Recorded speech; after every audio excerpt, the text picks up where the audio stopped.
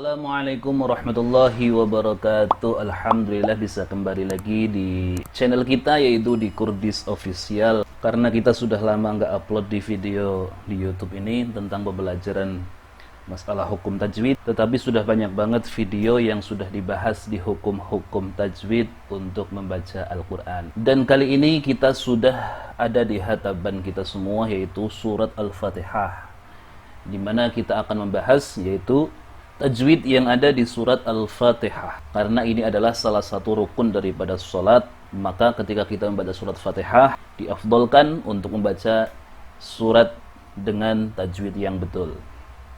Baik, kita masuk di surat Al-Fatihah, sudah ada di hadapan kita semua. Yang pertama itu ada di ayat pertama, yaitu Bismillahirrahmanirrahim. Semua tajwid di sini di surat Al-Fatihah akan kita bahas, bagaimana cara membacanya dan bagaimana tajwid yang ada di surat Fatihah ini. Insya Allah kita mengetahui bersama-sama. Mari kita belajar bersama-sama. Tajwid yang pertama yaitu di surat Fatihah di ayat pertama, Bismillahirrahmanirrahim. Bismillahi, ada lam jalalah di sini, yaitu lafaz Allah. Lafaz Allah ini jatuh setelah harokat kasrah yang ada di pada huruf mim. Ketika dalam jalalah setelah harokat kasrah yang huruf mim ini, maka dibaca tarqiq dengan membaca tipis. Bismillahi, Bismillahirrahmanirrahim. Setelah bismillahi di sini ada lafaz ar-rahmani, di mana huruf alif lam di sini bertemu dengan huruf ra yang dinamakan dalam tajwid yaitu dengan hukum al, yaitu al-syamsiyah. Seperti apa al-syamsiyah? Sudah pernah kita bahas di video sebelumnya. Link ada di deskripsi di video bawah ini. Karena ada al-syamsiyah di sini, al tidak dibaca, akan tetapi al di sini dimasukkan ke dalam huruf ra. Bismillahirrahmanirrahim. Ar-Rahim juga sama di sini al-syamsiyah, karena al bertemu huruf syamsiyah yaitu ra. Dengan membaca hurufnya memasukkan lam yang mati ke dalam huruf syamsiyah yaitu ra. Bismillahirrahmanirrahim. Itu di ayat pertama surat Al-Fatihah dalam lafaz Bismillahirrahmanirrahim. Ayat yang kedua yaitu Alhamdulillahirabbil alamin. Dalam lafaz alhamdu di sini sama-sama ada al, tetapi di sini alhamdu bertemu huruf al-qamariyah yaitu ha. Ketika ada al bertemu dengan huruf qamariyah ha, maka al di sini harus dibaca jelas yaitu Alhamdulillahirabbil alamin. Yang kedua ada mim mati bertemu dengan dal. Di sini mim mati di sini bertemu dengan dal, maka dihukumi dengan idhar syafawi dengan bacaan mim mati jelas. Seperti apa idhar syafawi? Sudah pernah kita bahas juga di video sebelumnya. Link juga ada di deskripsi di bawah video ini. Alhamdu, mim harus jelas. Alhamdulillahi lillahi rabbil alamin. Lam jalalah di sini, lamnya lafaz Allah ini jatuh setelah huruf kasrah li. Kasrah li sebelum huruf lam jalalah, maka dibaca lillah. Dibaca dengan tipis.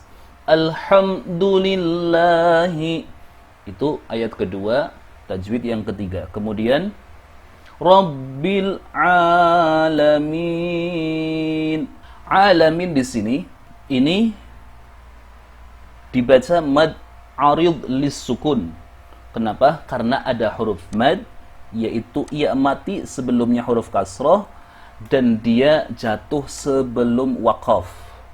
Karena kita berhenti di sini, maka mad jatuh bertemu dengan huruf yang mau diwaqaf, itu dinamakan mad arid lis sukun.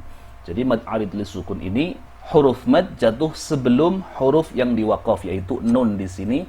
Mau waqaf kita mau berhenti di sini, maka dinamakan mad arid lis-sukun. Maka cara bacanya alhamdulillahi rabbil alamin.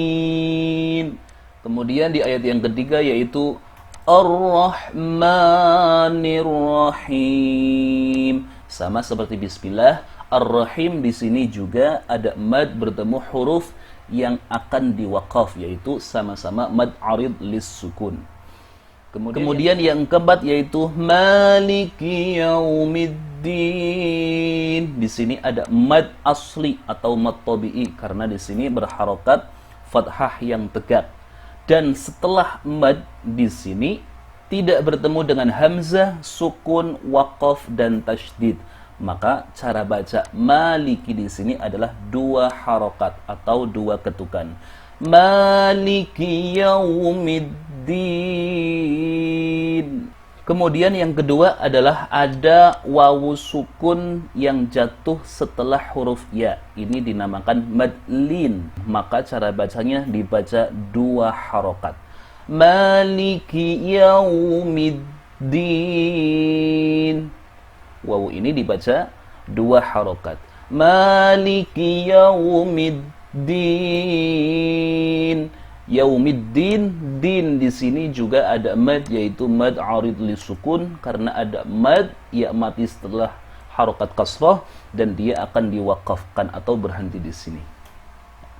Kemudian yang kelima ada kalimat iyyaka na'budu wa iyyaka nasta'in. Iyyaka na'budu, iyyaka, ya di sini juga ada mad asli atau mad tabi'i dibaca dua harokat. Iyyaka na'budu, iyyaka na'budu wa iyyaka nasta'in.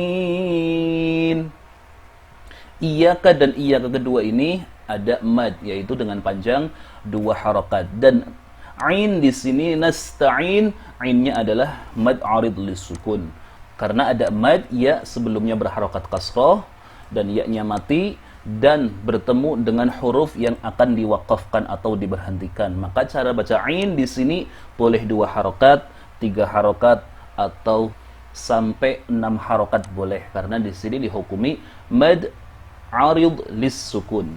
Kemudian ayat selanjutnya yaitu ihdinas siratal mustaqim. Ihdinas siratal mustaqim. Ada al di sini bertemu dengan shad yaitu dibaca al-syamsiyah. Al-syamsiyah di sini memasukkan lam yang mati ke huruf shad dengan bacaan ihdinas siratal. Habis na langsung menuju ke shad, bukan al dibaca ihdinal sira, bukan begitu, tetapi kita membacanya dengan ihdinas siratal mustaqim dengan mengal-syamsiyahkan karena setelah al di sini merupakan huruf syamsiyah. Dengan cara baca ihdinas siratal mustaqim. Kemudian ada ra panjang di sini, ada alif, sebelum alif berharokat fathah yaitu mad tabi'i dengan panjang dua harokat. Ihdinas siratal mustaqim. Kemudian setelah as-sirata di sini ada al-mustaqim di mana al ini berbeda dengan al yang bertemu dengan shad, al-sirata, tetapi al di sini yaitu bertemu dengan mim yaitu menjadi al-qamariyah karena mim di situ merupakan huruf qamariyah. Maka cara bacanya lamnya tetap dibaca ihdinas siratal, lam ini tetap dibaca jelas karena dia merupakan al-qamariyah yaitu al bertemu huruf mim dengan bacaan ihdinas siratal mustaqim. Kemudian qim di sini juga dibaca panjang 2 sampai 6 harokat diperbolehkan karena di sini merupakan mad arid lis-sukun. Karena ada mad yang bertemu dengan huruf yang akan diwakafkan atau berhenti. Kemudian yang terakhir yaitu siratal ladzina an'amta alaihim. Sirata, ra ini panjang 2 harokat karena di sini merupakan mad tabi'i. Kemudian ada alladzina, ada mad di sini yaitu ya mati sebelumnya berharokat kasroh juga dibaca 2 harokat. Siratal ladzina an'amta alaihim. Nah, an'amta di sini harus jelas nunnya karena di sini merupakan izhar halqi. Karena nun sukun bertemu dengan ain. Yang kedua ada mim mati bertemu dengan ta. Ini merupakan izhar syafawi. Nun dan mim semuanya dibaca izhar atau jelas. Maka cara bacanya an'amta siratal ladzina an'amta alaihim. Lafaz alaihim di sini merupakan madlin karena ada ya mati jatuh setelah harokat fathah, maka dia boleh dibaca 2 harokat. Siratal ladzina an'amta alaihim ghairil maghdubi alaihim waladdallin. Ghairil maghdubi, dia ada al-qamariyah karena ada al bertemu dengan huruf mim, maka lam di sini yang mati harus dibaca jelas. Ghairil maghdubi. Kemudian maghdubi ini ada wawu mati yang jatuh harokat dhammah. Dia merupakan mad tabi'i yang harus dibaca 2 harokat atau panjang 2 harokat. Alaihim ada ya mati di sini jatuh setelah harokat fathah yang disebut madlin. Him waladdallin. Lafaz waladdallin di sini addo. Jadi ada waladdo, lafaz do dulu di sini yaitu merupakan mad lazim khilmi mutsaqqal.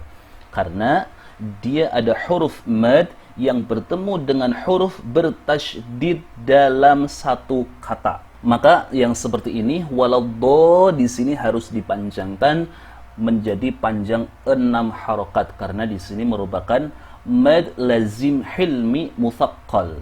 Kemudian lin di sini juga ada mad di mana madnya ada ya yang mati sebelumnya berharokat kasroh dan setelah itu ada huruf yang diwakafkan atau bakal diberhentikan di sini, maka disebut mad arid lisukun dengan panjang boleh dipanjangkan 2 sampai 6 harokat. Maka dengan bacaan siratal ladzina an'amta alaihim ghairil maghdubi alaihim waladdallin.